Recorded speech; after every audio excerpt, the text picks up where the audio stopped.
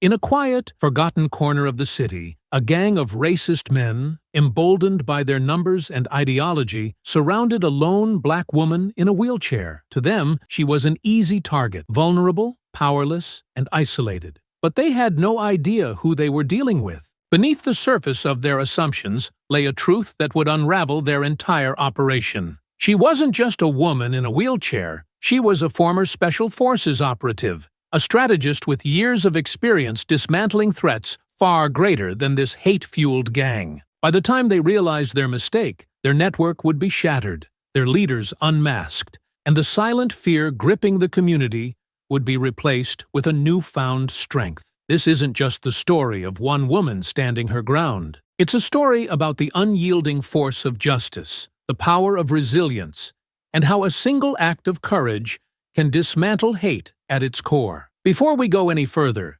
comment where in the world you are watching from, and make sure to subscribe. The wheels of Ava James's customized titanium wheelchair hummed softly as they rolled over the cracked, uneven pavement. The night was quiet, too quiet for this part of the neighborhood. The dim glow of streetlights flickered intermittently, casting long shadows that danced across graffiti-covered walls. The air was heavy with the scent of rain that lingered, but never fell. Ava adjusted her gloves and tightened the strap of her bag, her sharp instincts on high alert. Years in the Special Forces had trained her to listen to the silence, to recognize the unspoken signals of danger, and tonight, everything about the stillness screamed trouble. She noticed the first figure before he even stepped fully into view. He emerged from the shadow of a parked van, his tall, broad frame blocking her path. His shaved head gleamed under the flickering light, and his posture was confrontational, deliberate. "Well, well," he drawled, a cruel smirk curling his lips. "What do we have here? Out for a little midnight roll, are we?" Ava stopped her wheelchair, her hands steady on the rims. Her eyes narrowed as she took him in. The hate tattoo on his neck, the steel-toed boots, the way he rested a hand casually on his belt. Behind him, 3 more men emerged, spreading out like a pack of wolves. "You lost or something?" one of them sneered. He was lanky, with a jagged scar running down his cheek. His tone was mocking, his eyes full of malice. "Maybe she's just sightseeing," another chimed in, his voice thick with derision. This one was stockier, his arms covered in poorly inked tattoos. He chuckled darkly. "Bet she doesn't see streets like this where she's from." Ava's jaw tightened. She remained silent, her gaze sweeping over the group as she calculated. These weren't just random thugs.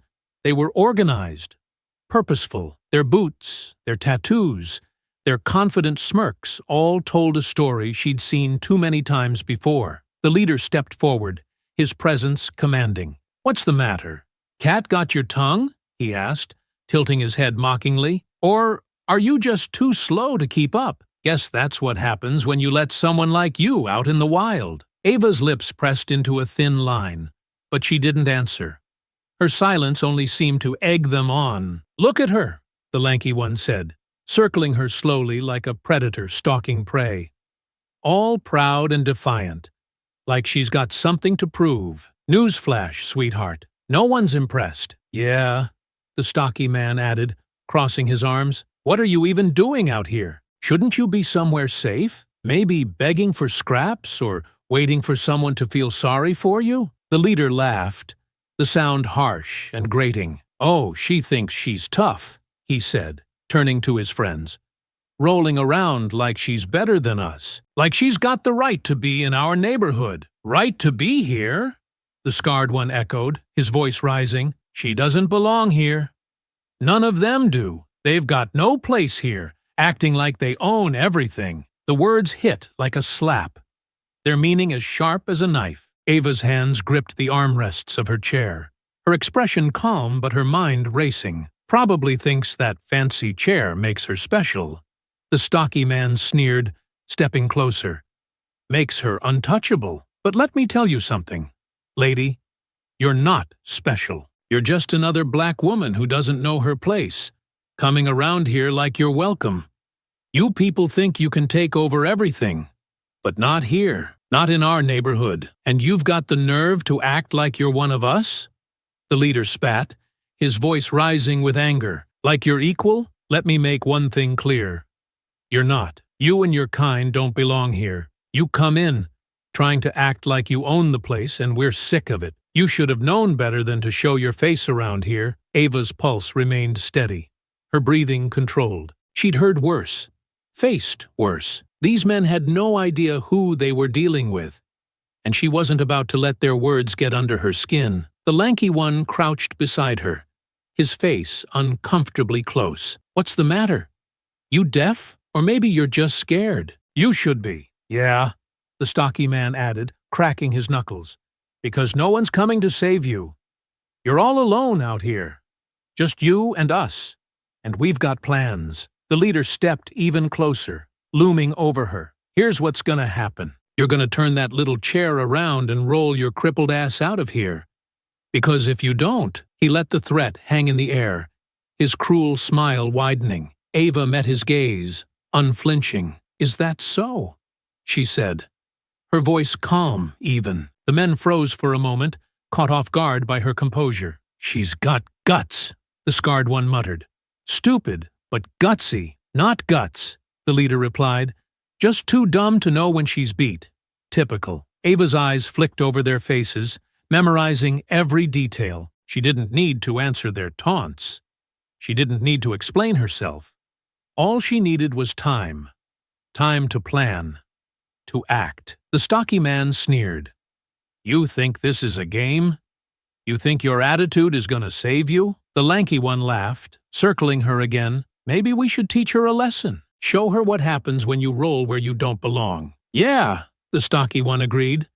Make sure she doesn't forget who's in charge around here. The leader leaned in, his voice low and menacing. You've got two choices. Leave or stay, and find out just how bad it can get. Ava's expression didn't waver. Inside, the fire burned brighter. These men thought they were predators, but they were nothing more than fools playing a dangerous game. She had faced men like them before, men who thought strength came from numbers, from intimidation. They had no idea what was coming. The streetlights above flickered, their light casting uneven shadows across the cracked pavement. The night felt colder now, the tension tightening like a noose. Ava's hands rested on the rims of her wheelchair, her body still, but her mind racing with calculations. The men had tightened their circle, a deliberate show of dominance, their taunts growing sharper with each passing moment. You know, the lanky one began, his scar gleaming in the dim light as he leaned closer. I've seen plenty of your type before, always acting like you're so tough. Like you're better than everyone else. But when push comes to shove, you're just like the rest. Helpless. Helpless, the broad one echoed, his voice heavy with mockery. Look at her. She's literally sitting down on the job. He let out a laugh that grated on Ava's ears, the kind of laugh that was meant to belittle, to degrade. She's not just helpless, the scarred man continued, a twisted grin spreading across his face. She's hopeless. Sitting here, thinking she can outstare us. Like that's gonna save her. Nah, she's already lost. Ava let her eyes move between them, her expression unreadable. Her calm only seemed to enrage them further. You think you're tough, don't you? The leader sneered, crouching down to her level, his icy gaze locked onto hers, his lips curling into a cruel smile. Sitting there like you've got nothing to fear. But let me tell you something. Fear is a good thing. Fear keeps people in line. And people like you should be terrified right now. The lanky man walked behind Ava's wheelchair, his footsteps slow and deliberate. But she's not scared, he said, almost in wonder. Look at her, sitting there all high and mighty, like she's above us. Above us, the broad one said, his voice rising. She's below us in every way that matters. Physically, mentally, hell, even socially. She doesn't belong here, doesn't belong anywhere, the scarred man added, laughing bitterly. Probably one of those people who spends all day demanding respect without earning a shred of it. The leader straightened up, towering over Ava again. Respect? That's a good one. You think you deserve respect? He shook his head, his expression darkening. Let me tell you how respect works. It's earned through power, through control, and right now, you've got neither. Ava tilted her head slightly, her voice calm when she finally spoke. Is that what this is about? Power? Control? Because from where I'm sitting, all I see are 4 insecure men trying way too hard to convince themselves they matter. Her words landed like a slap. The leader's smirk disappeared, replaced by a flicker of rage. The other 3 exchanged glances, their bravado cracking for the briefest moment. You've got a real smart mouth, the leader said, his tone low and dangerous. But that mouth's not gonna save you. Not here. The broad man stepped closer, his boots scraping against the pavement. You keep talking like that, and you're gonna regret it. We've got ways of dealing with people like you. Ways? The lanky one said, his grin widening. Oh, yeah. We've got plenty of ways. But first, maybe we should take her down a peg. Show her what happens when you mess with the wrong people. The scarred man crouched beside her, his voice dropping to a whisper. What's it like?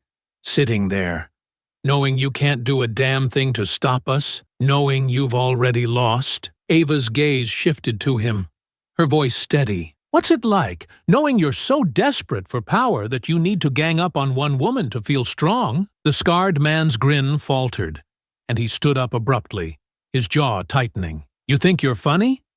Keep talking. See where it gets you. Enough! The leader snapped, raising a hand to silence the others. He leaned down again, his face inches from Ava's. You think you're clever, don't you? But clever doesn't mean a damn thing when you're outnumbered. You've got no backup. No way out. Just you and us. He straightened, nodding to the broad man. Grab the chair. The broad man reached down, his meaty hand brushing against the armrest. Ava's body tensed, but she didn't move. Not yet. See? The lanky one said, laughing. Not so tough now, are you? All that attitude? And for what? You're nothing. Less than nothing, the broad man added, gripping the armrest tighter. Just another... Enough! Ava's voice cut through the air like a whip, sharp and commanding. The men froze, their laughter dying as they turned to stare at her. Even the leader paused, his head tilting slightly in surprise. Ava's eyes moved between them, her gaze cold and unflinching. You've been talking a lot about what I can't do, about how helpless I am, but here's the thing. You don't know me. You don't know what I'm capable of. And that ignorance? It's going to cost you. The silence that followed was thick, oppressive. The leader recovered first, his lips curling into a sneer. Big words for someone in your position. Let's see if you can back them up. He nodded again, and the broad man tightened his grip on the armrest, a cruel grin spreading across his face. Let's find out how tough you really are. Ava's hands tightened on the rims of her wheels, her body coiled like a spring. The moment had come. She had waited, calculated, and now she was ready. The first man moved. The broad man roared like a bull, grabbing Ava's wheelchair from behind, lifting its back wheels off the ground in an attempt to immobilize her. Ava's fingers tightened on her baton, her mind working rapidly. She twisted her torso and jabbed the tip of the baton backward, striking his knuckles with a sharp crack. He let out a guttural yell, dropping the chair as he stumbled back. But there was no time to breathe. The lanky man darted in from her left, his long arms reaching for her baton. Ava spun her chair sharply, the motor humming, and the baton swung in a wide arc. It connected with his wrist, the impact sending a jolt through her arm and his hand flying open. He let out a sharp cry, clutching his arm. But Ava wasn't done. She jabbed the baton into his ribs, forcing him to stumble back, wheezing. The scarred man wasn't far behind. He had grabbed the chain he'd dropped earlier and swung it in a vicious arc toward Ava's head. She ducked just in time, the chain whistling past her ear. Before he could recover, Ava drove her baton into his knee with a brutal strike. The man grunted in pain, but he stayed upright, his rage fueling his determination. He swung the chain again, this time aiming for her legs. The chain wrapped around one of her wheels, yanking it to the side. Ava's chair skidded slightly, but she acted quickly, twisting the motorized controls and spinning the chair sharply. The sudden movement dislodged the chain from the wheel, and Ava used the opening to strike upward, hitting the scarred man in the chin with the baton. His head snapped back, and he staggered, blood trickling from the corner of his mouth. "Lesson 2, Ava said coldly, her voice cutting through the chaos. "Don't bring brute force to a battle of skill." The leader, who had been hanging back, stepped forward now, his knife glinting in the dim light. His expression was dark, his earlier arrogance replaced with cold fury. "You think you've got this under control?" he snarled. "You're just a cripple in a fancy chair.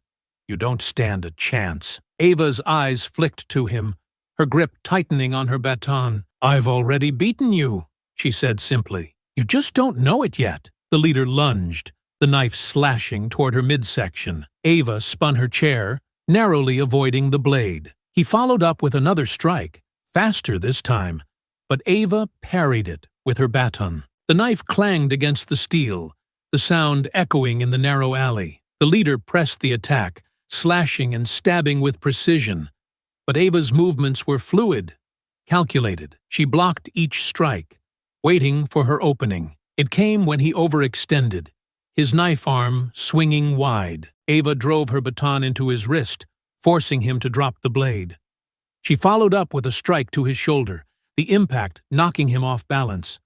The leader stumbled, but before Ava could finish him, the broad man came charging in again. He grabbed the side of her chair, his massive hands gripping tightly as he tried to tip it over. Ava braced herself, planting the baton against the ground to steady the chair. She twisted sharply, using the motorized controls to spin the chair and break his grip. The movement sent the broad man staggering, and Ava struck him in the back of the knee with her baton. He crumpled to the ground with a howl of pain. "You're going to regret this," the lanky man shouted, rushing at her again. He picked up a loose piece of wood from the ground and swung it downward, aiming for her head. Ava ducked, the wood splintering as it hit the back of her chair instead. She countered with a quick strike to his shin, followed by another jab to his ribs. The lanky man fell to the ground, groaning. The scarred man, blood dripping from his lip, was back on his feet, wielding the chain once more. He swung it with both hands, aiming low this time, trying to trip her up. The chain wrapped around the base of her chair, and he yanked hard, pulling her off balance. Ava's chair tilted dangerously, but she steadied herself, using her baton to strike the chain and loosen his grip. She spun her chair sharply, the motor's hum growing louder, and the chain slipped free. Ava drove her chair forward, ramming into his stomach with the reinforced front panel. The impact sent him sprawling onto his back. The leader, now weaponless but still dangerous, advanced again, his fists clenched. He grabbed for her baton, but Ava was ready. She let him get close, then spun her chair to the side, using the movement to pull him off balance. She struck his thigh with the baton, and he dropped to one knee, cursing. The leader's frustration boiled over. "You idiots! Surround her! Now!" The men obeyed, spreading out to encircle her. The broad man picked up a discarded trash can lid, using it as a makeshift shield. The lanky man grabbed another piece of wood, while the scarred man, still holding the chain, moved to block her escape. The leader stood in front, his fists raised. "You're not getting out of this," the leader said, his voice low and menacing. "We're ending this now." Ava's breathing was steady, her eyes darting between the men. She could feel the tension in the air, the weight of their desperation. They were tired, hurt, but they weren't giving up. And neither was she. The broad man charged first, using the trash can lid to shield himself. Ava wheeled backward, her baton striking the edge of the lid with a loud clang. The broad man pressed forward, trying to force her against the wall, but Ava twisted her chair to the side, driving the baton into his exposed side. He grunted, dropping the lid as he stumbled. The lanky man followed, swinging his piece of wood wildly. Ava deflected the blows with her baton, the wood splintering with each strike. She countered with a sharp jab to his wrist, forcing him to drop the weapon, and followed up with a strike to his knee. The lanky man collapsed, clutching his leg. The scarred man swung his chain again, the metal glinting in the faint light. Ava ducked, the chain whistling past her ear, and spun her chair to face him. She grabbed the chain mid-swing, yanking it from his hands, and struck him across the face with her baton. He fell to the ground, blood streaming from his nose. The leader, now the last man standing, hesitated. His eyes darted between Ava and his fallen comrades. The sound of approaching sirens echoed faintly in the distance, red and blue lights flickering at the end of the alley. "This isn't over," he spat, backing away. "You got lucky tonight." Ava didn't lower her baton. "Next time, don't mistake my silence for weakness." The leader glared at her for a moment longer before turning and disappearing into the shadows, the others scrambling to follow. The alley fell silent, save for the sound of Ava's steady breathing and the faint hum of her wheelchair. The leader didn't get far before he turned back, his pride unwilling to let him retreat entirely. His eyes glinted with malice as he gestured for the others to regroup. Despite their battered forms and visible exhaustion, the gang obeyed, forming a semicircle around Ava. Their earlier bravado had transformed into a quiet desperation, a need to reclaim the dominance she had so effortlessly stripped from them. "You're tougher than you look," the leader admitted, his voice sharp and venomous. He wiped blood from his lip, his glare unwavering. "But no one gets the better of us. No one." The scarred man, chain still in hand, growled, "We're not letting her walk or roll out of here alive." Ava's fingers tightened on her baton as she took a calming breath, her sharp eyes darting between each of the attackers. She knew they weren't finished, not yet. Her muscles ached from the constant movement, but she couldn't let up. These men were like cornered animals, and desperation made them unpredictable. The broad man moved first, his anger driving him forward despite the limp in his step. He had picked up the discarded trash can lid again, holding it like a shield as he charged. Ava let him come, waiting until the last possible moment before spinning her chair sharply to the side. The lid grazed her armrest as he barreled past, leaving his side exposed. Ava seized the opportunity, striking him across the ribs with the baton. He roared in pain, but before she could follow up, the lanky man closed in. "Not so fast!" the lanky man snarled, grabbing for her baton with both hands. Ava's grip was unyielding as she twisted the baton free and slammed it into his forearm. He yelped, his grip loosening, but instead of retreating, he lunged forward, wrapping his arms around her chair in a desperate attempt to hold her still. The added weight slowed her movement, and she felt the strain on the chair's motor as she tried to spin away. "Hold her!"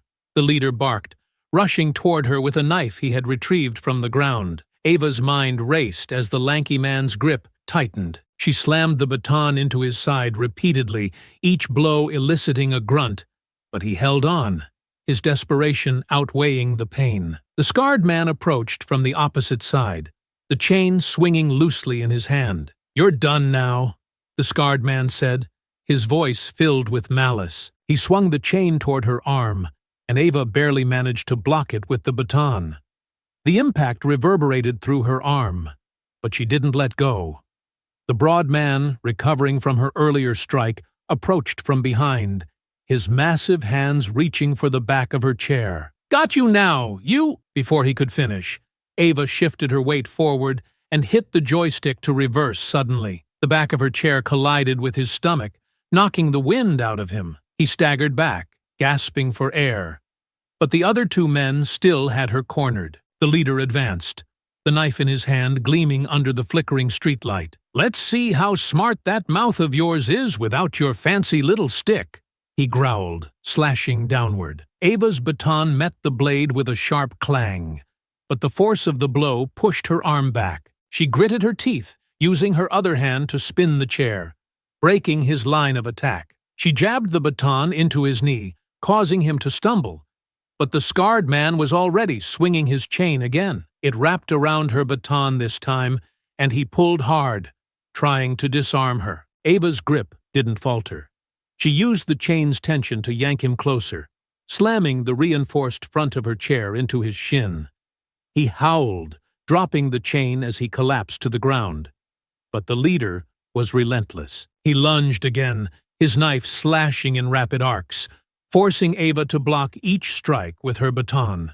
The clang of metal echoed in the alley as Ava continued to parry the leader's attacks, but her arm was growing tired. The gang's persistence was testing her limits, and she knew she couldn't keep this pace forever. She needed an opening, a way to shift the tide once and for all. From the corner of her eye, she saw the young man who had called the police earlier. He stood frozen at the mouth of the alley, his phone still in hand. Ava met his wide-eyed gaze briefly, and he nodded, raising the phone to his ear once more. "Where are they? They need to hurry," the young man shouted into the phone. The faint wail of sirens grew louder in the distance, but they weren't close enough yet. The leader noticed the distraction, his fury intensifying. "You think the cops are going to save you?" he spat, his knife slashing toward her arm. "They'll just clean up the mess when we're done." Ava blocked the strike, the baton vibrating in her hand from the impact. "Lesson 3, she said through gritted teeth. "Desperation makes you sloppy." She twisted her chair sharply, the movement throwing off his balance. As he stumbled, she delivered a powerful blow to his wrist, sending the knife flying. The leader howled in frustration, clutching his hand, but the broad man was already moving in from the side. The broad man grabbed a nearby metal pipe and swung it with all his strength, aiming for her wheels. The impact jarred her chair, forcing it to tilt dangerously.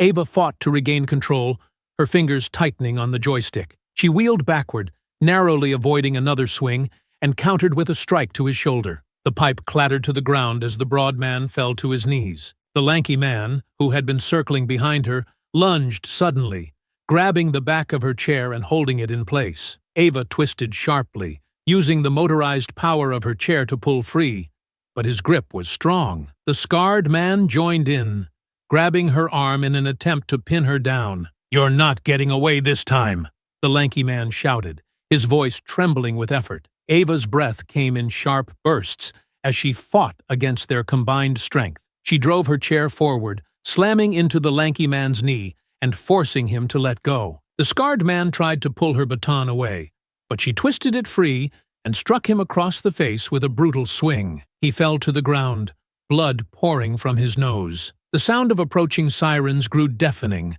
the red and blue lights illuminating the alley in sharp bursts. The leader's face twisted with fury as he realized their time was running out. "Let's go," he barked, his voice filled with venom. "We'll finish this another time." The men hesitated, their gazes flicking between Ava and the flashing lights. The leader cursed under his breath before retreating into the shadows, the others scrambling to follow. Ava didn't move, her baton still raised, her breathing steady despite the adrenaline coursing through her veins. The young man approached cautiously, his phone still in hand. "Are you okay?" he asked, his voice trembling. Ava nodded, a faint smile tugging at her lips. "I'm fine," she said, her tone even. "Thanks for the assist." The police cars screeched to a halt at the entrance of the alley, officers pouring out with weapons drawn. Ava exhaled slowly, the tension finally leaving her body. The fight was over for now, but she knew it wouldn't be the last time. The flashing red and blue lights bathed the alley, their rhythmic pulses reflecting off the scattered debris. Ava remained steady in her wheelchair, the cold steel of her baton resting across her lap.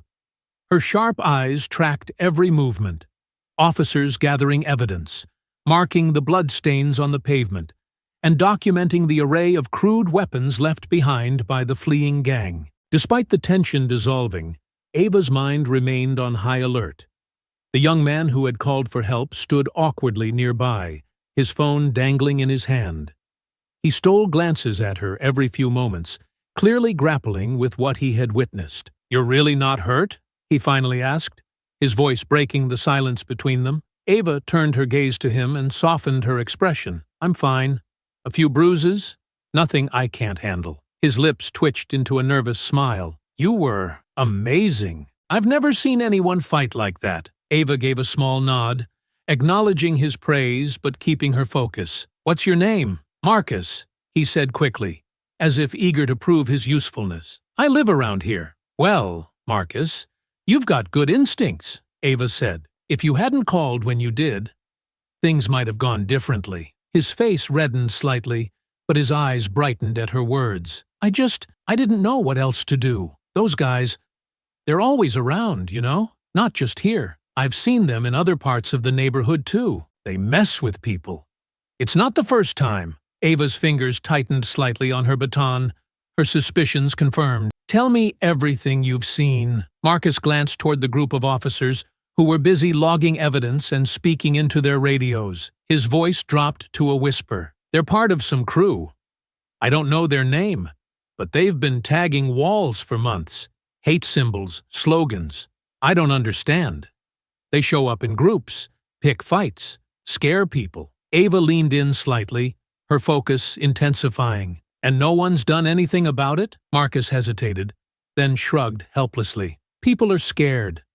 Most of the time, they don't stay long enough to get caught. They jump someone, do their damage, and disappear. Cops come after.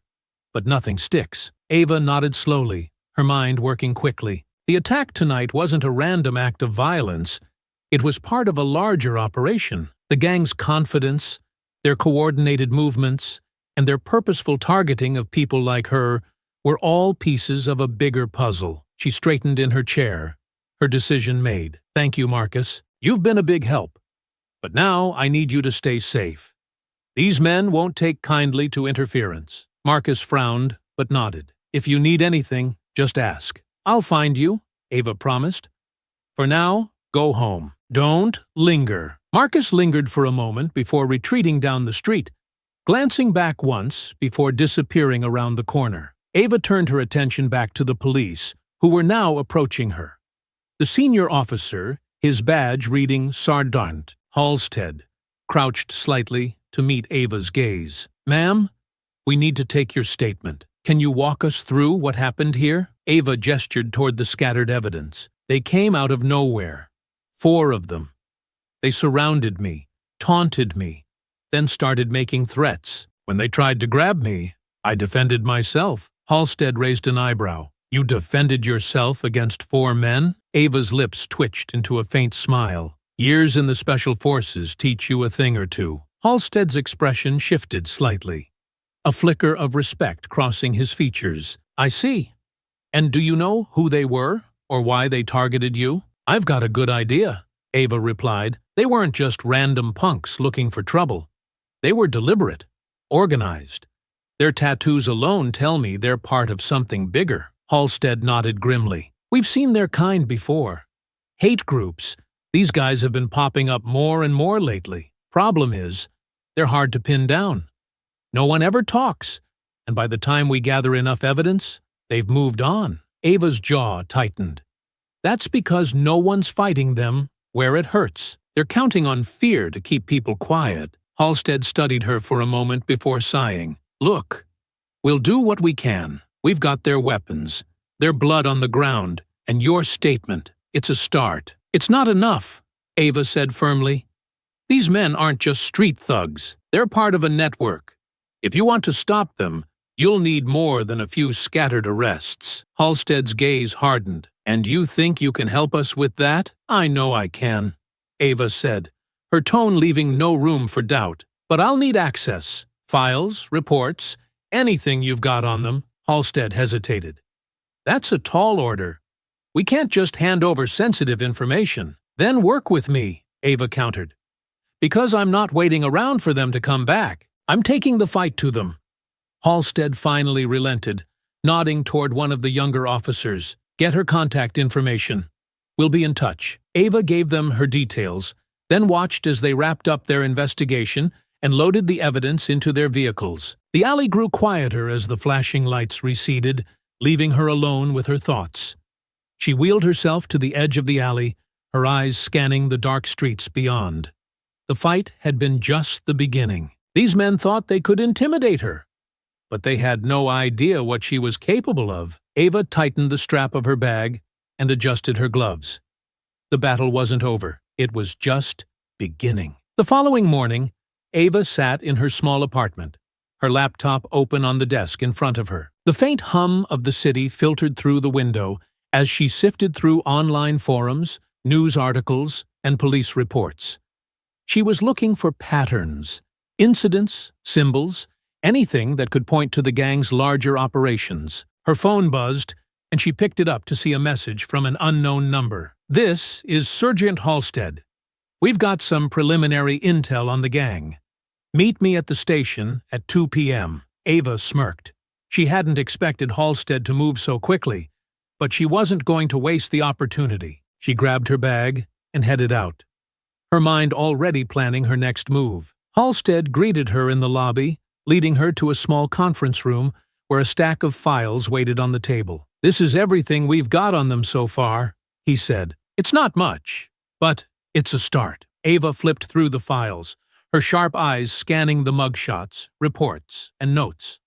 The gang was part of a larger group operating across several neighborhoods, their activities ranging from graffiti to violent assaults. Their targets were consistent: minorities, and anyone who didn't fit their twisted worldview. "This isn't just a gang," Ava muttered.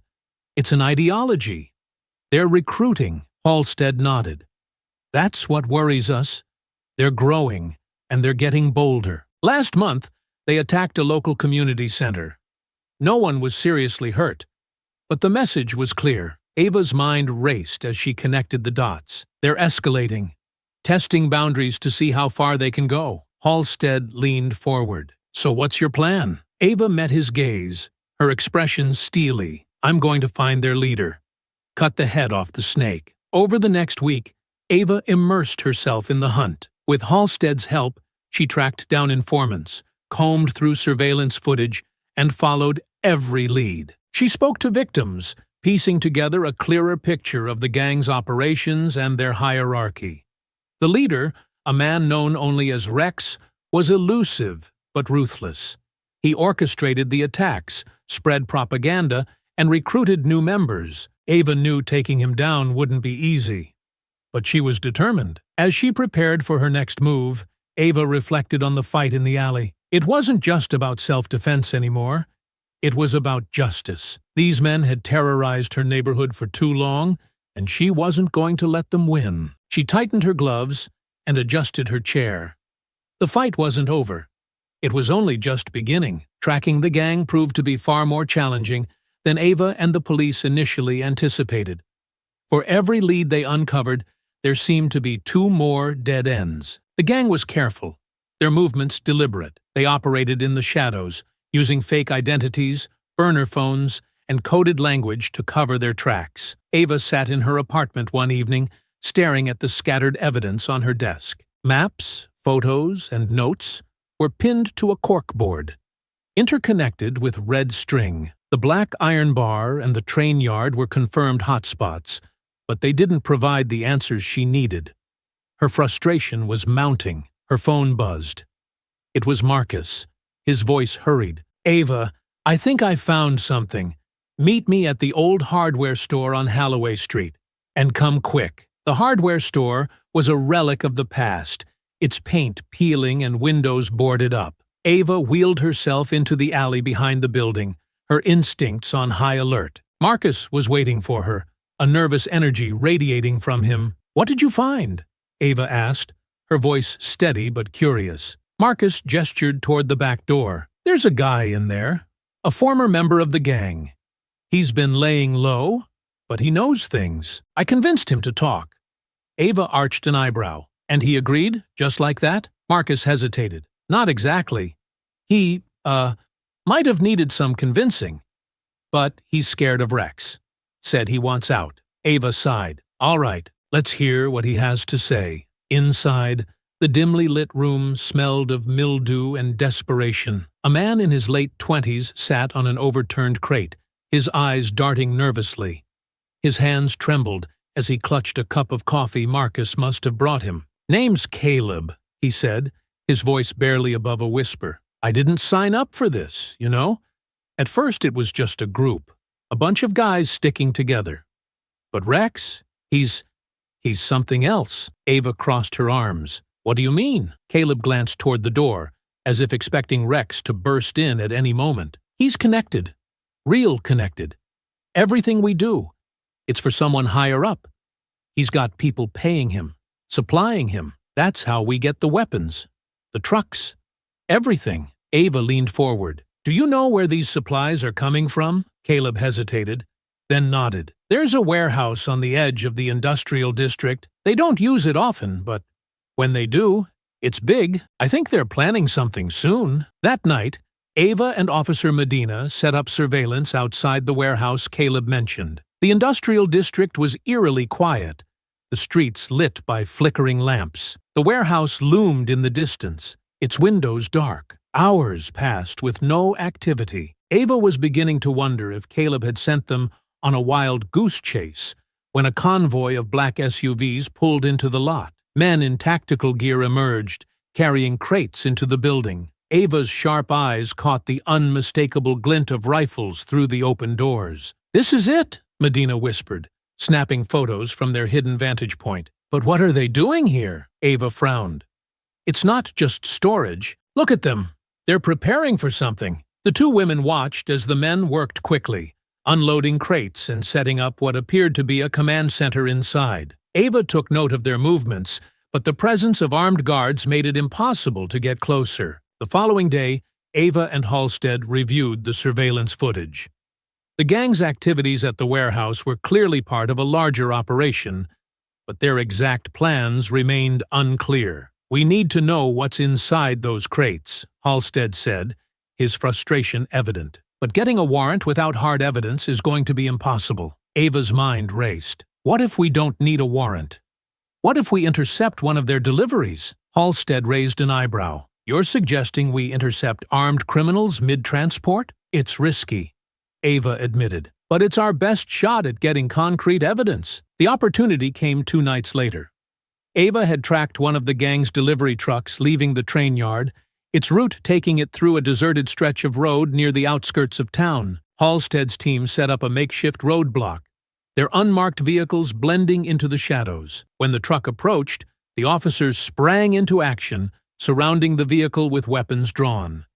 The driver and his passenger, a pair of burly gang members, were caught off guard, but didn't resist. Inside the truck, they found crates filled with assault rifles, ammunition, and explosives. "This is enough to level a building," Halstead muttered, as he inspected the haul. "What the hell are they planning?" Ava's jaw tightened. "Whatever it is, we need to stop it." Despite the success of the interception, tracking down Rex and the gang's leadership proved difficult. The captured gang members refused to talk, their loyalty to Rex unshaken even under pressure. Ava knew they needed more leverage. She decided to follow another lead. A known associate of Rex named Tyler, who worked at an auto shop on the edge of gang territory. Ava and Medina staked out the shop for days, observing Tyler's movements. One evening, Tyler left the shop in a hurry, carrying a duffel bag. Ava followed at a safe distance, her wheelchair equipped with a silent motor. Tyler led her to a secluded meeting spot near the docks, where he handed the bag to another man. Ava snapped photos of the exchange, noting the tattoos on the second man's neck.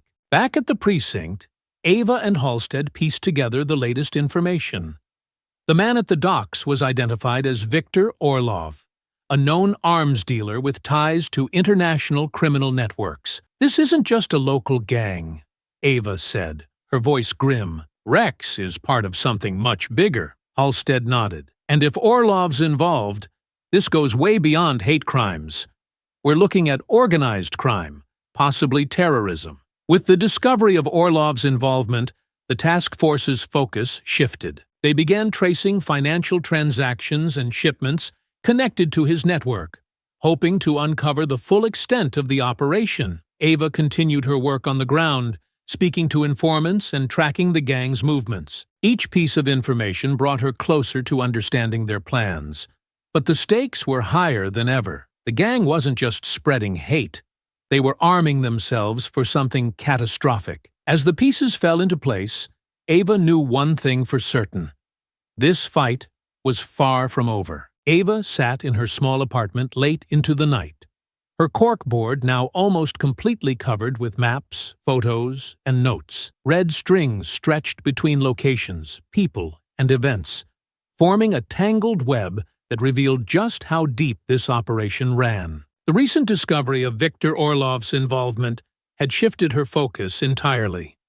This was no longer just about Rex's gang, it was about dismantling a much larger network of hate, crime, and terror. Her phone buzzed.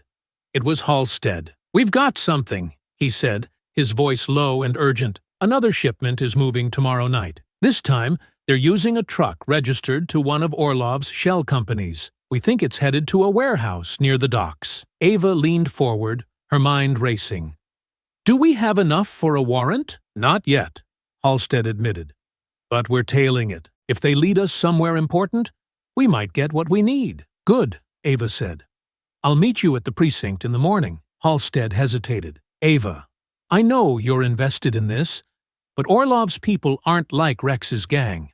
They're professionals. If you're spotted—" "I know the risks," Ava interrupted. "But this is bigger than all of us. I'll see you tomorrow." The next evening, Ava joined Halstead and Officer Medina in an unmarked van parked a few blocks from the train yard. Through binoculars, they watched as the gang loaded crates onto a large, nondescript truck. The operation was efficient, almost militaristic, and the men moved with the confidence of those who knew they wouldn't be stopped. "That's the same guy from the warehouse," Medina said, snapping photos of a burly man directing the loading. "Scar on his temple. He's definitely a lieutenant." "And there's Rex," Ava added, her tone sharp. The gang leader emerged from the shadows, his cold gaze sweeping the area. He spoke briefly with the man in charge before climbing into a black SUV and driving off. Halstead gritted his teeth. "He's too careful.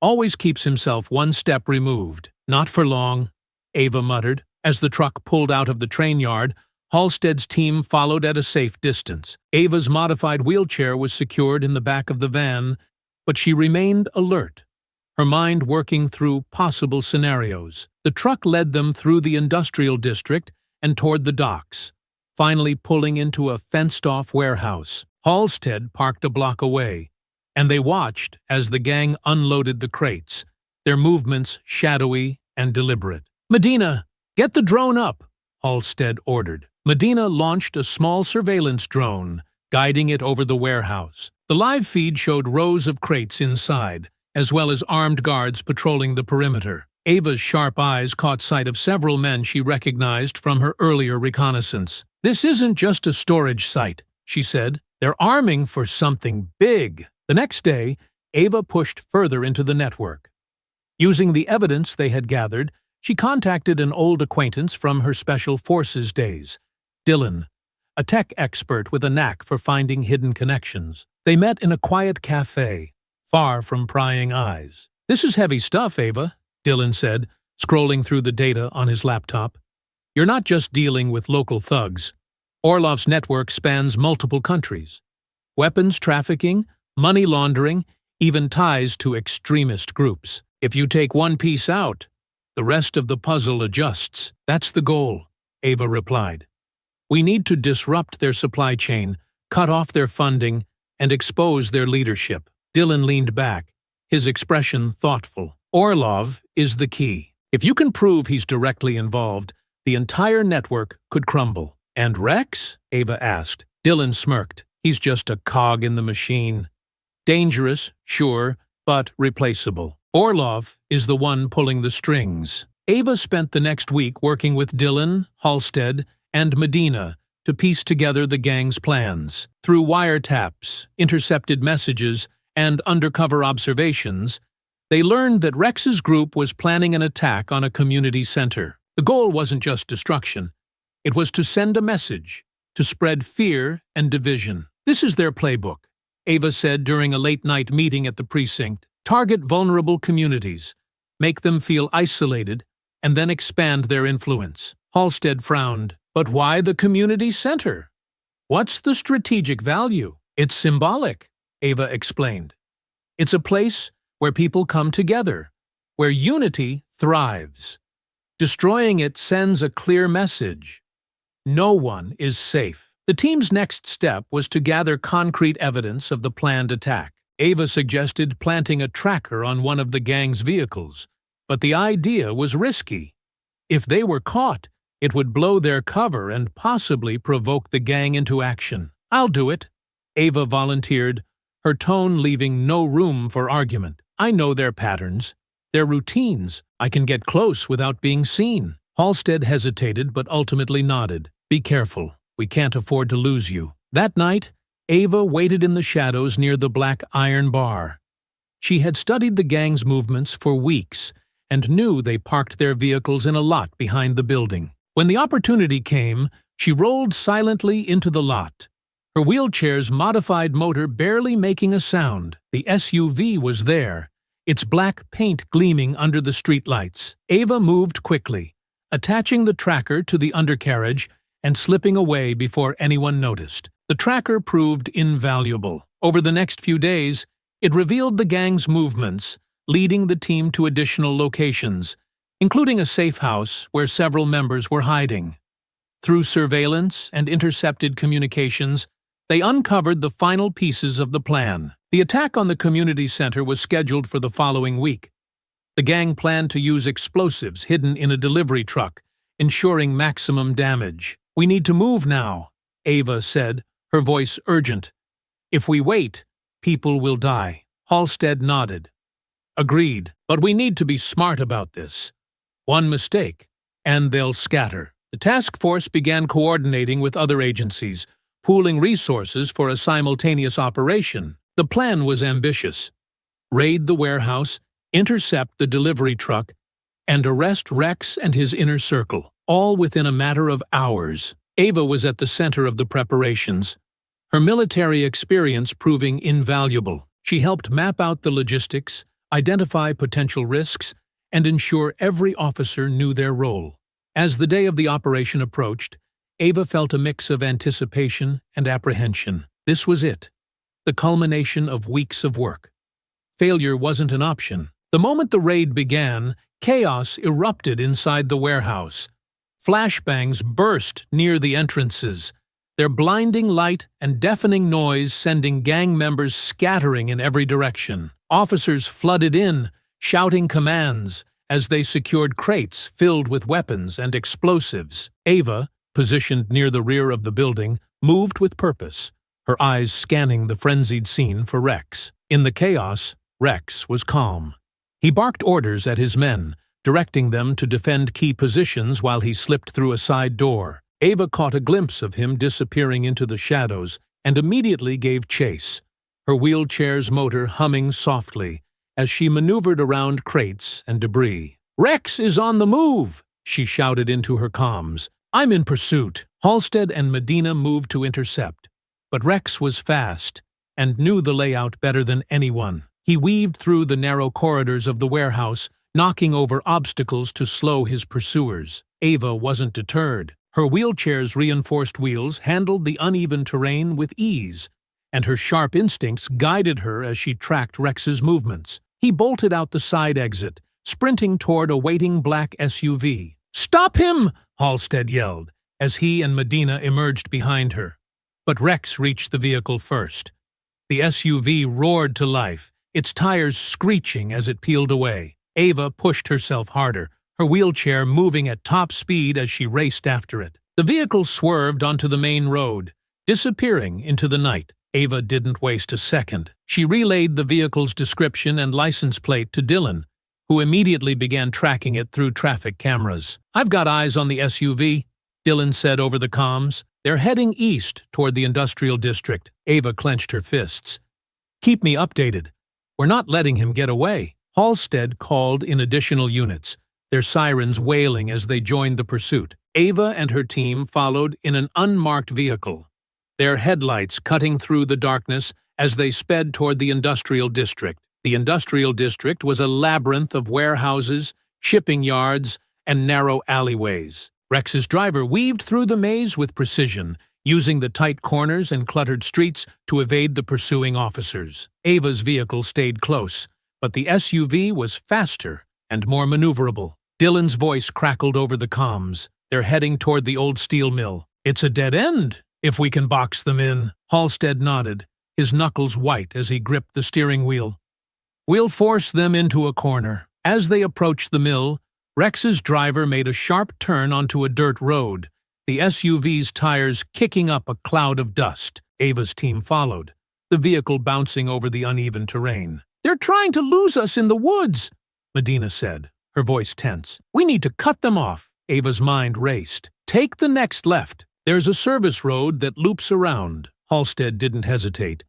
Veering onto the narrow path, the team's vehicle barreled through the trees, the headlights illuminating the dense undergrowth. The service road led them to a clearing near the steel mill's perimeter. Ava spotted the SUV ahead, its taillights glowing like red beacons in the dark. "They've stopped," Dylan reported. "Something's not right." As they drew closer, Ava realized why. The SUV had come to a halt near a large construction site, where heavy machinery and stacks of steel beams were scattered. Rex and his men were already out of the vehicle, using the equipment as cover. "Ambush!" Ava shouted as gunfire erupted. Bullets ricocheted off the ground and nearby vehicles, forcing Ava and her team to take cover. Halstead radioed for backup as Medina returned fire, her shots precise and controlled. "We've got them pinned down," Halstead said, his voice strained.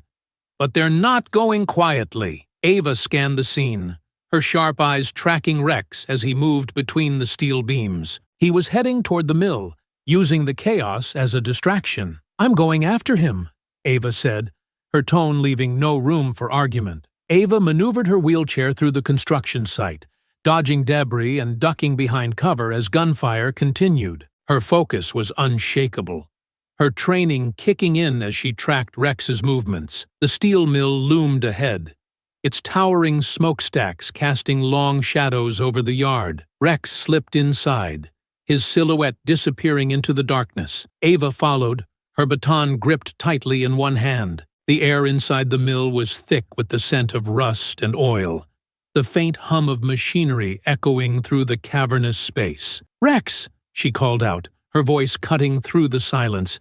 "You can't run forever." His laugh echoed from somewhere above. "You're persistent.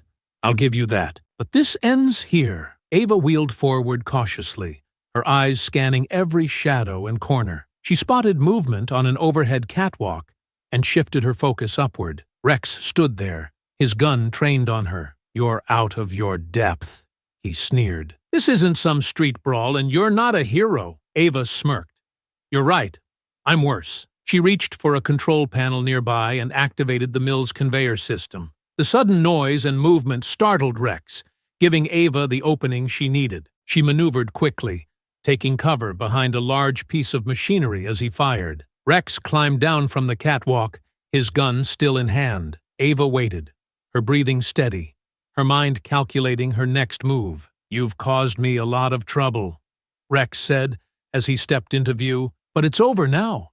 You're alone, and no one's coming to save you." Ava met his gaze, unflinching. "I don't need saving." Before Rex could react, Ava launched herself forward, using her wheelchair's reinforced frame to ram into him. The impact knocked the gun from his hand, and the two grappled in the confined space. Rex was strong, but Ava's training gave her the edge. She twisted his arm, forcing him to the ground, but he lashed out with a brutal kick that sent her chair skidding backward. Rex scrambled to his feet, grabbing a nearby steel pipe as a makeshift weapon. He swung it at Ava, but she blocked it with her baton, the clash of metal ringing through the mill. Their fight continued, each blow calculated and fierce. Ava struck him across the ribs, but he retaliated with a sharp jab that knocked the baton from her hand. Realizing he was losing, Rex made a desperate move. He bolted toward an emergency exit, his breathing ragged as he pushed through the heavy door and disappeared into the night. Ava hesitated for only a moment before giving chase, her wheelchair's motor humming as she navigated the narrow corridors. Outside, the mill's yard was a sprawling maze of equipment and storage containers. Ava moved quickly, her sharp eyes scanning for any sign of Rex. "He's heading for the docks," Dylan's voice came through her earpiece. "If he gets to a boat, we'll lose him." Ava gritted her teeth, pushing herself harder. The docks were just ahead, the sound of lapping water growing louder as she closed the distance. Rex was already there, climbing into a small motorboat. He started the engine, the boat lurching forward as he steered toward open water. Ava didn't hesitate. She spotted a nearby patrol boat and signaled to the officers on board. "We need to move! Now!" The officers helped her onto the boat, and they sped after Rex, the powerful engine cutting through the waves. Ava gripped the edge of the vessel, her eyes locked on Rex's boat as it weaved through the dark water. "He's heading for the marina," Dylan said. "It's a dead end, but he might have backup waiting." Ava's jaw tightened. "Then we cut him off before he gets there." The chase continued, the boats racing through the water as the city lights glimmered in the distance. Ava knew this was her last chance to bring Rex in, and she wasn't going to let him slip away again. The patrol boat sliced through the water, its engine roaring as Ava and the officers closed the distance between them and Rex's motorboat. The salty spray stung her face, but she didn't flinch. Her eyes remained locked on Rex, who was maneuvering toward the shadowy outlines of the marina. As the marina came into view, Ava's instincts sharpened. The rows of abandoned docks, lined with rotting wood and decrepit vessels, offered Rex plenty of hiding spots. The faint glow of city lights illuminated the marina just enough to see Rex's boat skidding to a stop near an old pier. He jumped onto the dock, his figure disappearing into the maze of boats and crates. "Cut the engine!" Ava barked at the officer piloting the patrol boat. "We'll follow on foot." The officers secured the boat, and Ava maneuvered onto the dock, her reinforced wheelchair humming quietly as she rolled forward. Halstead and Medina flanked her, their weapons drawn and eyes scanning for movement. "He's here somewhere," Halstead muttered, his voice barely above a whisper. Ava nodded. "He won't go far. This place is a dead end. He's either waiting for backup or trying to find a way out." The team moved cautiously through the marina, the creaking of wooden planks beneath their feet blending with the gentle lapping of water against the boats. Ava's sharp eyes scanned every shadow, her baton gripped tightly in her hand. Rex was cornered, and she knew desperation would make him dangerous. A sudden noise, a splash, caught Ava's attention. She turned sharply, her wheelchair's motor whining softly as she adjusted her position. The sound came from a narrow alley between two rows of docked boats. "Cover me," she whispered to Halstead, who nodded and took position behind a nearby crate. Ava rolled forward, her baton raised. The alley was dark, the faint smell of diesel and seawater hanging in the air. She spotted movement ahead, a faint glint of light off metal. "Rex!" she called out, her voice calm but firm. "There's nowhere left to run. Come out now, and we'll make this easier for everyone." A low chuckle echoed from the shadows. "Easier for you, maybe, but not for me." Before Ava could react, Rex lunged from the darkness, wielding a length of rusted pipe. He swung it toward her head, but Ava ducked, the pipe narrowly missing as it smashed into the side of a boat. The impact reverberated through the marina, sending a flock of gulls screeching into the night sky. Rex pressed the attack, his swings wild but powerful. Ava dodged each strike, her movements swift and calculated. She waited for an opening, then struck back, her baton connecting with his ribs. Rex grunted in pain, but didn't slow down. "You're tough, I'll give you that," he snarled, circling her. "But you're out of your league." Ava smirked. "Funny.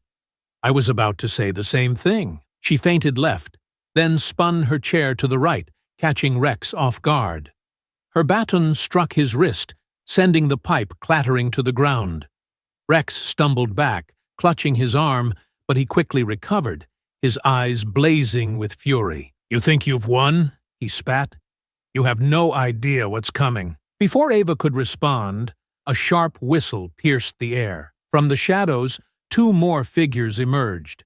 Rex's backup. Both men were armed, one with a crowbar and the other with a knife. They flanked Ava, their predatory grins gleaming in the dim light. "Looks like the odds just shifted," Rex sneered, stepping back to let his men advance. Ava tightened her grip on the baton, her mind racing. Halstead and Medina were nearby, but the confined space made it impossible for them to take a clear shot without hitting her. "3 against 1?" Ava said, her tone mocking. "You must be getting desperate." The man with the crowbar lunged first, swinging downward with brute force. Ava blocked the strike with her baton, the impact sending a jolt through her arm. She twisted her chair sharply, slamming into his shin and knocking him off balance. He fell with a yelp, his weapon clattering to the ground. The second man moved in, his knife glinting as he slashed toward her. Ava ducked, the blade grazing her shoulder but failing to penetrate her reinforced jacket. She countered with a swift strike to his wrist, forcing him to drop the knife. Halstead and Medina chose that moment to act. Halstead fired a warning shot into the air, the sound echoing through the marina. "Drop your weapons and step away!" The two men hesitated, their confidence wavering. Rex, however, remained defiant. He grabbed the crowbar from the ground and swung it wildly, forcing Halstead and Medina to take cover. Amid the chaos, Rex spotted an opportunity. He bolted toward one of the smaller boats moored nearby, its engine already running. Ava saw him leap onto the vessel and cursed under her breath. "He's getting away!" she shouted, wheeling forward. Halstead fired at the boat's engine, but the shot missed, ricocheting off the metal hull. The boat lurched forward, its motor roaring as Rex steered it toward open water. Ava turned to Dylan, her voice urgent. "Track him! We need his location!" "I'm on it," Dylan replied, his fingers flying across his keyboard. He can't outrun the satellite feeds. Back at the precinct, the mood was grim. Despite their efforts, Rex had slipped through their fingers again. Ava sat at her desk, her baton resting across her lap as she replayed the events in her mind. "This isn't working," she muttered, frustration evident in her tone. "He's always one step ahead." Halstead leaned against the desk, his expression tired but determined. "We're closing the net. Every time he runs, he leaves a trail. Sooner or later, he'll make a mistake." Medina joined them, holding a tablet. "Dylan's tracking his movements. The boat he took is heading toward the docks on the east side of the city. We think he's regrouping with Orlov's men." Ava nodded, her mind already formulating a plan. "We need to hit him where it hurts. Take out his resources, cut off his escape routes, force him into a corner where he has no choice but to surrender." Halstead hesitated. "That's a tall order. He's got connections, safe houses, then we find them." Ava interrupted. "We dismantle his network piece by piece until there's nowhere left for him to hide." The team spent the next week meticulously tracking Rex's movements and gathering intelligence. Dylan uncovered a series of encrypted communications between Rex and Orlov, detailing shipments of weapons and supplies. The messages also hinted at a larger plan, something involving a high-profile target. "We need to act fast," Ava said during a late-night briefing. "If we don't stop them now, more lives will be at risk." Halstead agreed. "Let's focus on their logistics. If we can intercept their shipments, we'll cripple their operation." As Ava and the team pursued lead after lead, Rex remained elusive. Each raid brought them closer, but he always managed to slip away at the last moment. His taunts echoed in Ava's mind, fueling her determination. She knew the fight wasn't just about capturing Rex. It was about dismantling the ideology he represented. Every step forward was a victory, no matter how small. But the clock was ticking, and Ava knew the final showdown was drawing near. The air was heavy with frustration as the team regrouped at the precinct after Rex's escape at the marina. Ava rolled into the operations room, her face set in a grim mask. The tension was palpable. Halstead paced the room while Medina and Dylan pored over surveillance feeds and intercepted communications. "He's slipping through our fingers again and again," Halstead muttered. "We've been 2 steps behind every time." "That's because we're reacting to his moves," Ava said firmly. "We need to get ahead of him, disrupt his plans before he makes them." Medina tapped her tablet, displaying a map of the city with marked locations where Rex and his gang had been sighted. "We've got leads from the marina," she said. "The boat he used is registered to a shell company tied to Orlov. We think it's docked at a private slip on the east side of the city." Dylan chimed in.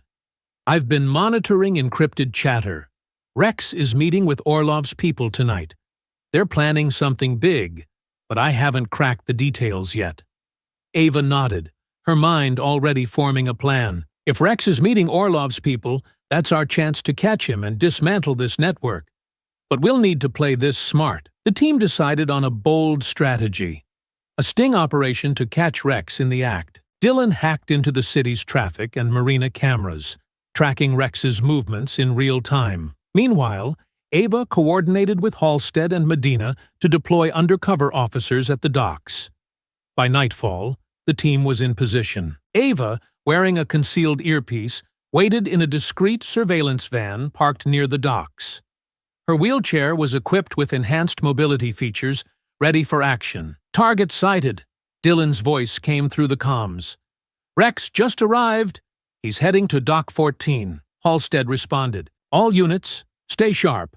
No one moves until Ava gives the signal. Through the surveillance feed, Ava saw Rex step out of a black SUV, flanked by two heavily armed men. His face was calm, but his eyes darted around, scanning for potential threats. He approached a small group of men unloading crates from a cargo ship. "That's Orlov's crew," Medina whispered. "This is it." Ava watched intently as Rex began speaking to the men, gesturing toward the crates. She noticed one of the men handing Rex a tablet, which he examined briefly before nodding. This was the proof they needed. Rex and Orlov's crew were working together. "Now," Ava said into the comms. Halstead and Medina led a team of officers, moving in quickly but silently to surround the group. The air was electric with tension as the officers stepped into the light, weapons drawn. "Police! Hands in the air!" Halstead shouted. Panic erupted. Orlov's men reached for their weapons, but the officers were faster, disarming them with precise, non-lethal strikes. Rex, however, didn't panic. He shoved the tablet into a crate and bolted toward the maze of shipping containers. "Rex is running!" Ava shouted, already wheeling herself out of the van. The docks were a labyrinth of towering crates, narrow walkways, and dimly lit paths. Ava maneuvered her wheelchair with practiced precision, following Rex's trail. She could hear the sound of his footsteps echoing off the metal surfaces. "You can't run forever, Rex," she called out. He didn't respond, disappearing around a corner. Ava pushed herself harder, her chair's motor humming as she navigated the uneven terrain. Ahead, she caught a glimpse of him climbing onto a stack of crates. "I've got him in sight," she reported through her earpiece. "He's trying to get to higher ground." Halstead and Medina split up to cut off Rex's escape routes, but he was relentless, leaping from crate to crate with the agility of a predator. Ava knew she couldn't match him physically, but she didn't need to. Her mind worked faster. She spotted a crane operator's control panel nearby and wheeled toward it. "Dylan, I need access to the crane controls." "On it," Dylan replied.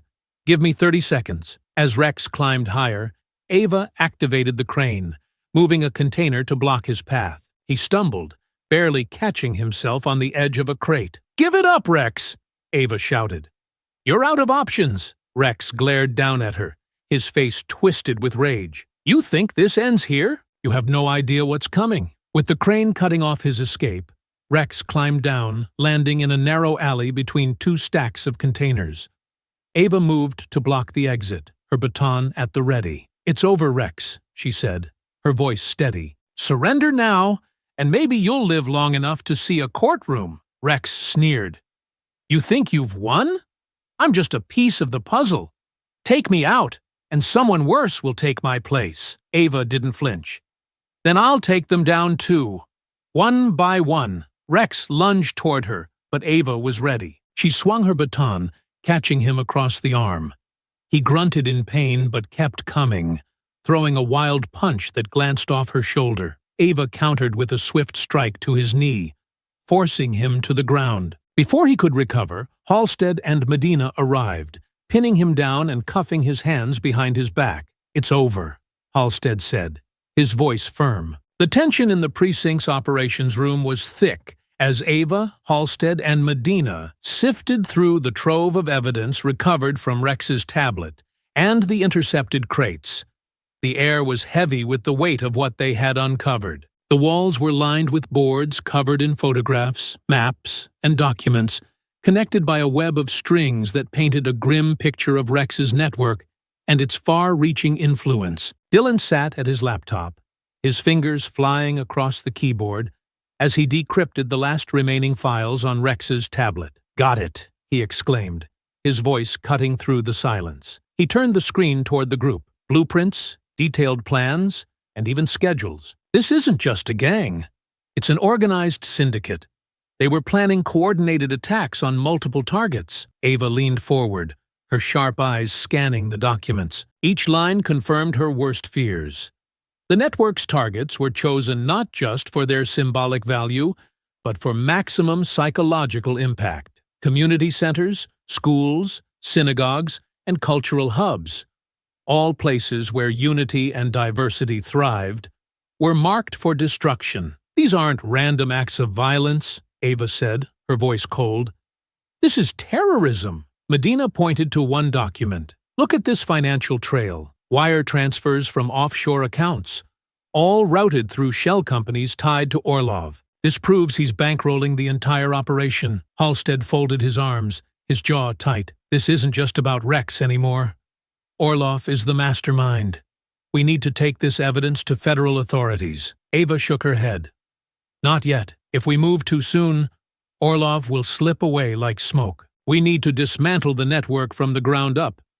Take out every piece until he has nowhere to hide." The air was electric with tension as Orlov's name was spoken in the precinct. He wasn't just another criminal in a long line of targets. He was the mastermind. His capture meant dismantling the entire network of terror and violence that had spread across the region. Every piece of evidence pointed back to him. The funding, the logistics, the propaganda. Rex had been a loyal pawn, but Orlov was the architect. Ava sat at the center of the operations room, the glow of multiple screens illuminating her sharp features. On the monitors, Dylan had pulled up satellite imagery and traffic feeds, zeroing in on Orlov's last known location, a private compound on the edge of the city, fortified and isolated. "This is it," Dylan said, his voice steady. "Orlov knows Rex has been taken. He's not going to wait around. Intel suggests he's preparing to leave the country tonight. A private helicopter is set to take off in less than 2 hours." Halstead leaned over the table, his jaw tight. "What kind of defenses are we looking at?" "Armed guards," Dylan replied. "Sophisticated security systems, motion sensors, cameras, probably even automated defenses. Orlov didn't make it this far by being careless." Medina folded her arms. "This isn't just a raid. It's a siege." Ava nodded, her mind already racing. "If Orlov gets airborne, we lose him. We need to neutralize his escape before he gets the chance." Halstead straightened. "What's the plan?" The team moved swiftly, deploying in unmarked vehicles under the cover of night. Ava rode in the surveillance van with Dylan, her wheelchair braced for action. Halstead and Medina led the tactical units, coordinating with local SWAT for additional support. The compound loomed ahead, a fortress of steel and concrete surrounded by tall fences and floodlights. Guards patrolled the perimeter, their weapons glinting under the harsh lights. 2 minutes to go time, Dylan said, his fingers flying across his keyboard. "I'm disabling their external cameras now. You'll have a narrow window to breach the perimeter." Ava adjusted her gloves, her expression steely. "We'll make it count." The assault began with precision. Halstead's team cut through the fence, their movements silent and deliberate. A pair of guards near the main gate were subdued with tranquilizers, their bodies dragged into the shadows. Inside the compound, chaos erupted. Flashbangs detonated, their blinding light and deafening noise disorienting the guards. Ava and Medina moved with purpose, weaving through the confusion as Halstead directed the assault. "Orlov's in the main building," Dylan said through the comms. "He's heading for the helipad. You need to move now." Ava maneuvered her wheelchair through the courtyard, her baton ready. She spotted 2 guards emerging from the shadows and didn't hesitate. The first swung his rifle toward her, but she deflected the barrel with her baton, striking him across the face. The second lunged, but she spun her chair, slamming into his knee and knocking him to the ground. "Clear," she said into her comms, her breathing steady. Inside the main building, the atmosphere was tense. The corridors were lined with expensive art and guarded by Orlov's most loyal men. Medina and Halstead led the charge, their weapons precise as they neutralized the opposition. Ava moved swiftly through the halls, her sharp eyes scanning for any sign of Orlov. She knew he was close. His desperation would make him reckless. "Helipad is on the roof," Dylan said. "He's almost there." "Not for long," Ava replied, determination hardening her voice. The stairwell to the roof was narrow and steep, but Ava didn't hesitate. She activated the climbing mechanism on her wheelchair, the motor humming as she ascended. Halstead and Medina flanked her, their weapons ready. When they burst onto the roof, the helicopter's rotors were already spinning, the deafening roar making it hard to hear. Orlov stood near the open door, flanked by 2 armed guards. His expression was cold, calculating. "You're too late!" Orlov shouted over the noise. "This ends here!" Ava wheeled forward, her baton raised. "You're right. It does. But not the way you think." Orlov nodded to his guards, who raised their weapons. Medina and Halstead fired, their shots precise, taking out 1 guard immediately. The second ducked behind a crate, returning fire. Ava used the distraction to maneuver closer, her eyes locked on Orlov. The mastermind climbed into the helicopter, shouting at the pilot to take off. The aircraft began to lift, but Ava wasn't about to let him escape. She reached for a grappling hook in her bag, expertly aiming and firing it toward the helicopter's skid. The hook latched on, the rope tightening as Ava's wheelchair was pulled toward the edge of the roof. She braced herself, her muscles straining as she held firm. "Halstead, take the pilot!" she shouted. Halstead fired, the bullet shattering the cockpit glass. The pilot slumped forward, and the helicopter lurched, its rotors slowing. Orlov cursed, grabbing a pistol from his coat and aiming at Ava. She didn't flinch. With a burst of strength, she yanked on the rope, causing the helicopter to tilt. Orlov lost his footing, stumbling toward the open door. Ava released the rope and wheeled forward, striking him across the chest with her baton. Orlov fell to the roof, his gun skidding out of reach. Ava was on him in an instant, pinning him with her baton pressed against his throat. "It's over," she said, her voice cold and unyielding. "No more running. No more hiding." Orlov sneered, but there was fear in his eyes. "Do you think this changes anything? There will always be others." "Then I'll take them down too," Ava replied, her gaze unwavering. With Orlov in custody, the team returned to the precinct. Their victory hard-earned. The compound was secure, the network dismantled, and the mastermind behind it all finally brought to justice. As Orlov was led away in handcuffs, Ava watched, her resolve unshaken. This was more than just a victory. It was a message to those who thrived on hate and fear. Their time was over.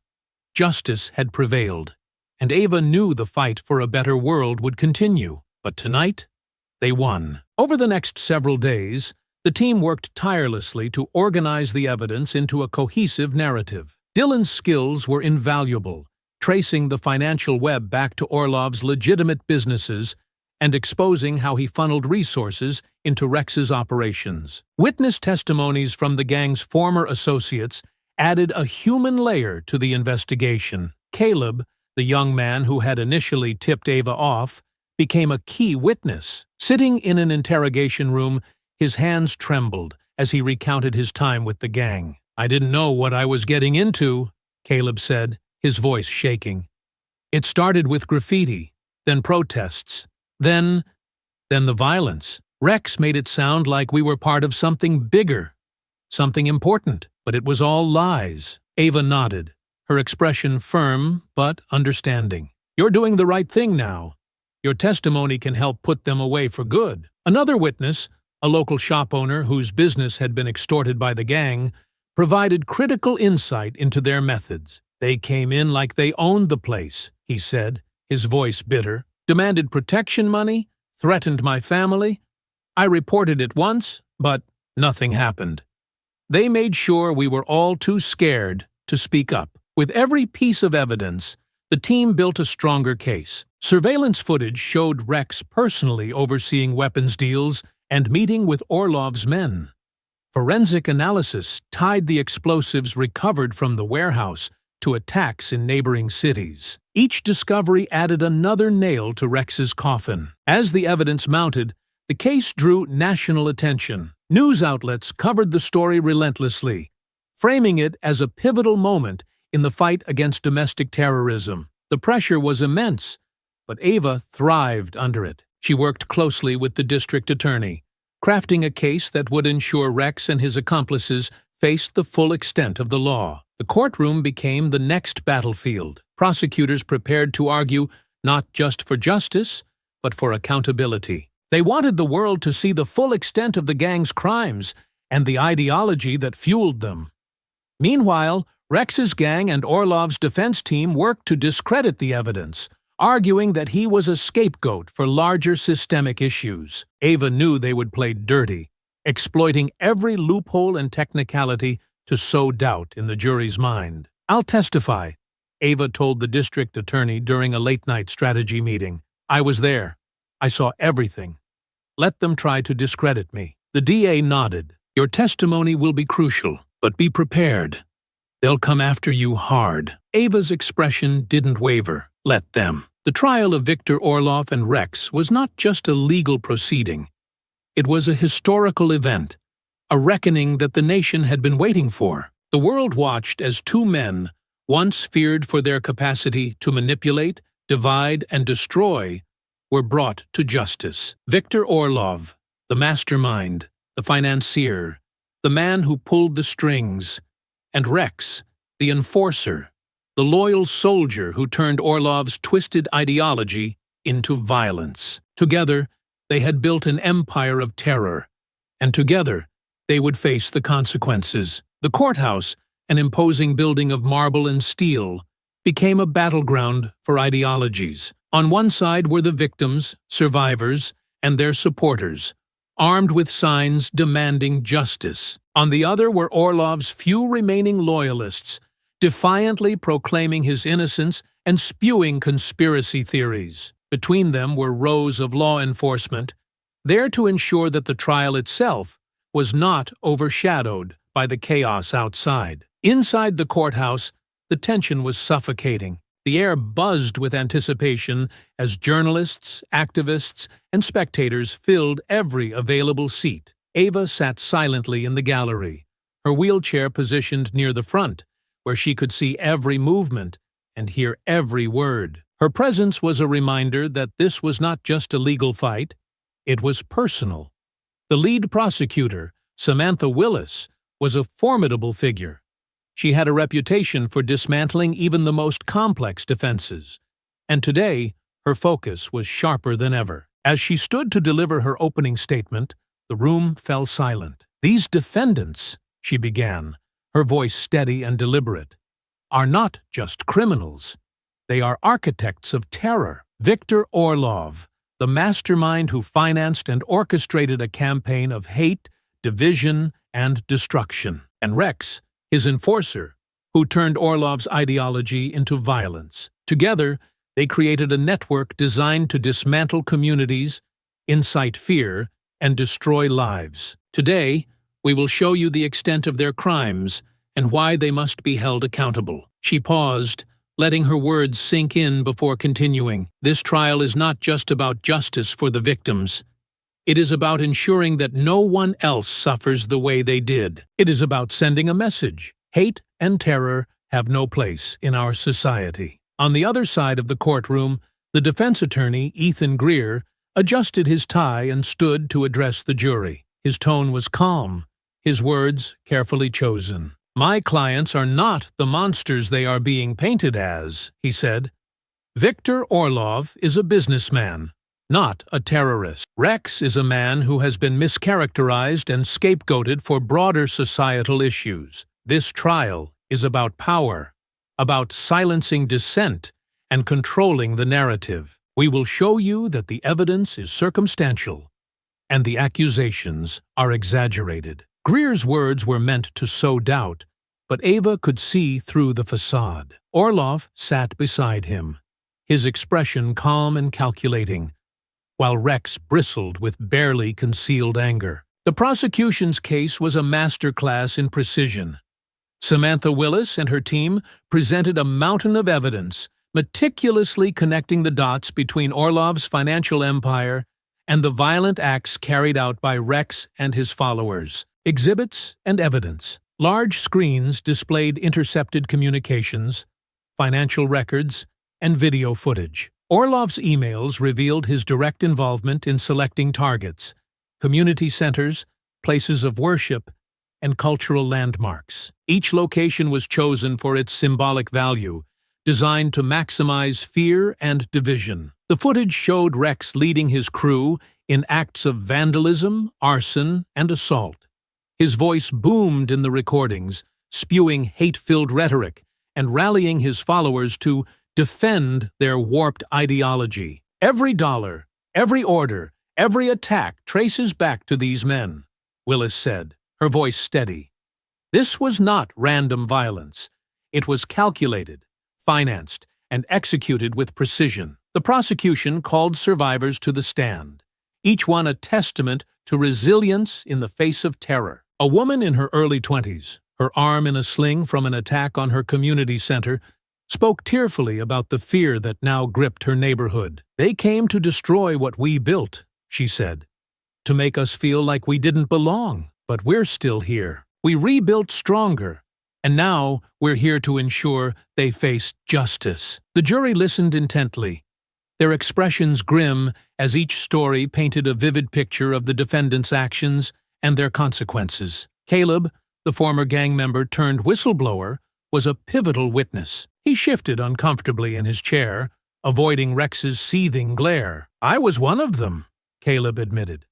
"I believed the lies they fed me. Orlov made us feel like we were part of something bigger, like we had a purpose. But all he gave us was fear and destruction. I'm here to make it right." His testimony connected the dots, showing how Orlov's ideology trickled down to his followers. He didn't just give orders.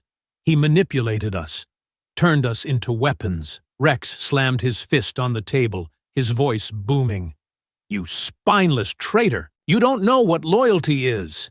The judge banged her gavel. "Mr. Rex, control yourself, or I will have you removed." When Ava took the stand, the courtroom fell silent. Her voice was calm, her words unflinching as she recounted her encounters with both men. "Rex thought he could intimidate me," she began. "He surrounded me, taunted me, and attacked me because he thought I was weak.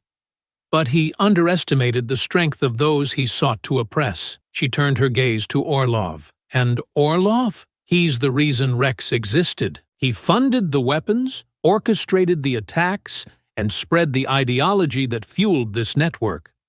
Without him, none of it would have been possible." Her testimony painted a vivid picture of her pursuit of justice, from the alley ambush to the compound raid and the rooftop showdown. She described Orlov's attempt to flee and Rex's violent resistance, each detail landing like a hammer blow. The defense called Orlov to the stand first.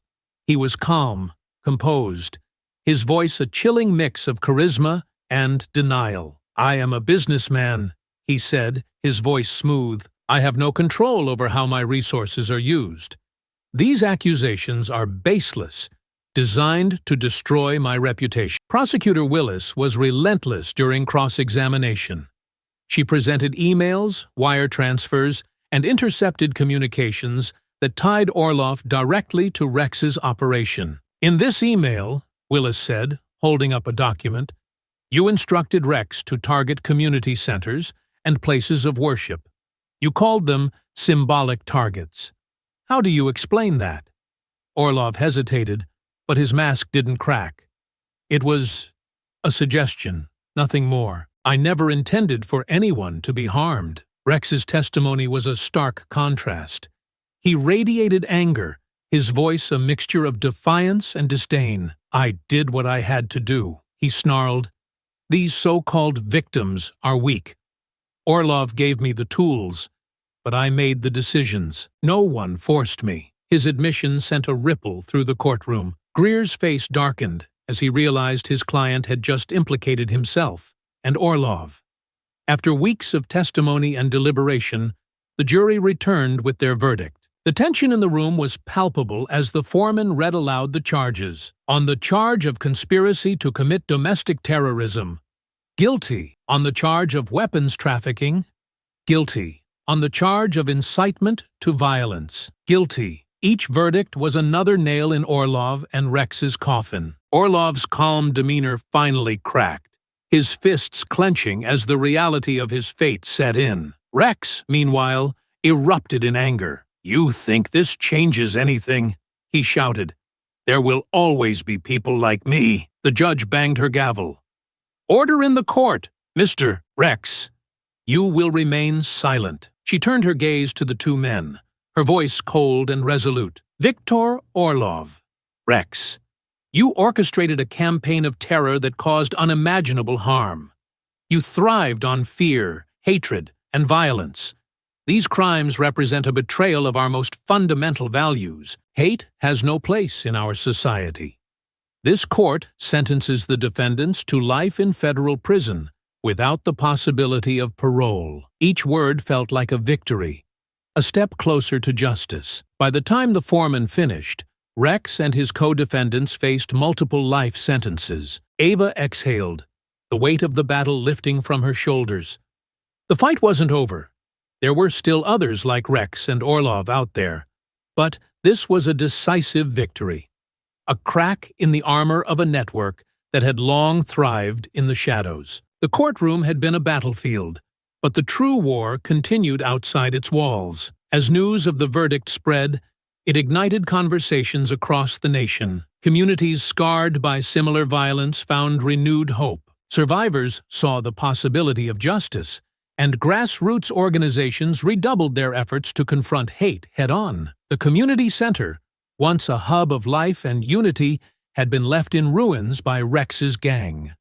But its reconstruction became a rallying cry. Volunteers from all walks of life gathered, wielding tools and paintbrushes, determined to restore not just a building, but a symbol of resilience. At the heart of this movement was Ava. She worked tirelessly, not just overseeing the efforts, but joining them. From organizing fundraisers to speaking at events, she became a visible and vocal leader.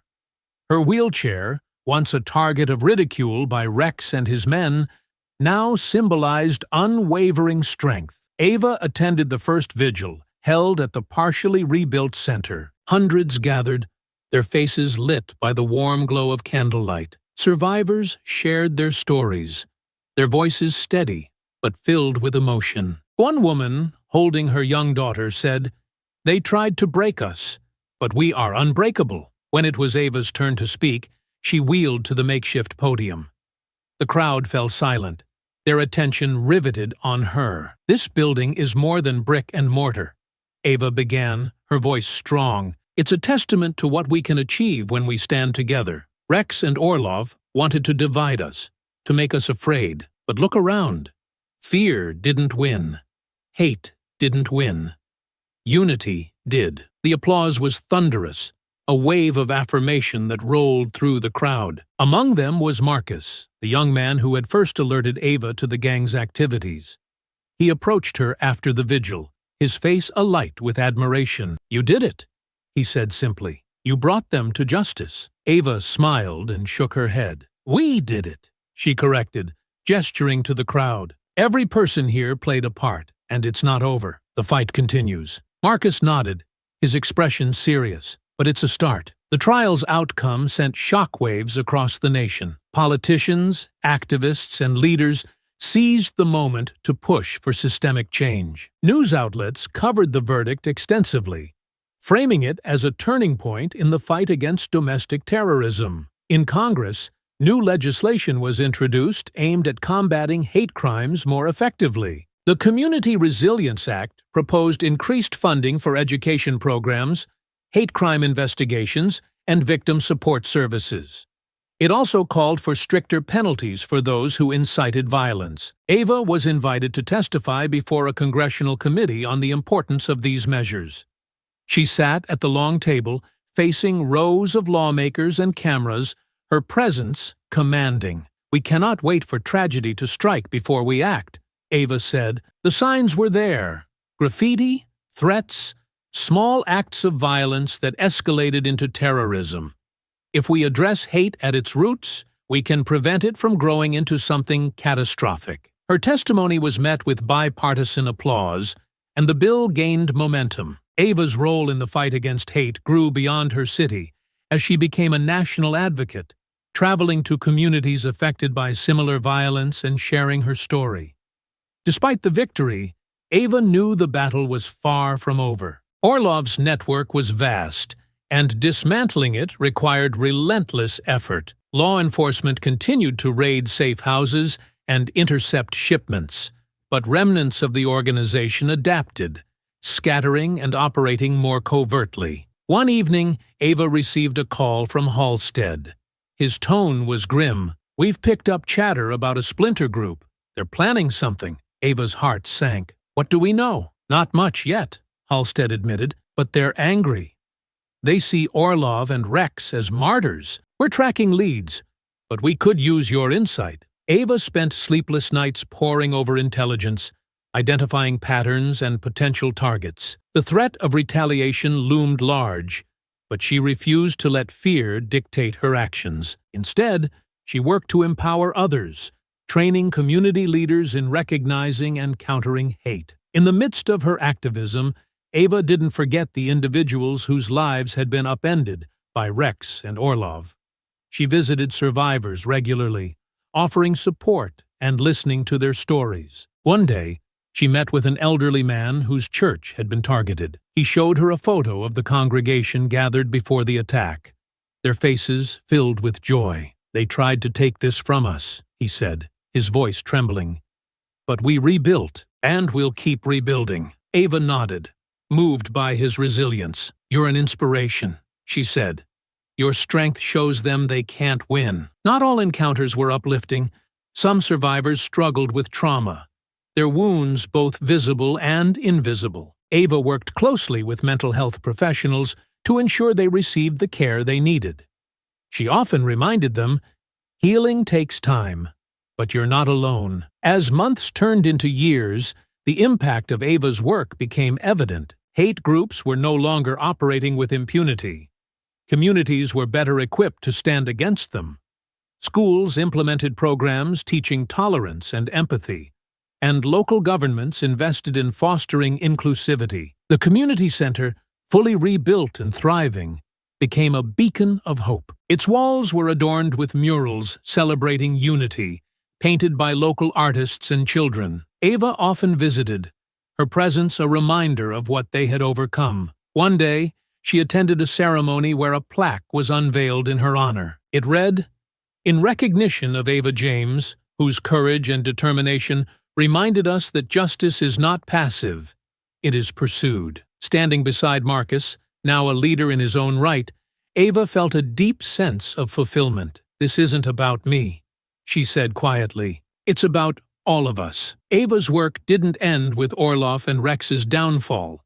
She founded an organization dedicated to combating hate and supporting survivors. Through workshops, advocacy, and community-building initiatives, she continued to fight for a world where justice prevailed. As she wheeled through the bustling streets of her city, Ava felt a renewed sense of purpose. The battle against hate was far from over. But she knew one thing for certain. As long as there were people willing to stand up for what was right, justice would prevail. I hope you enjoyed that story.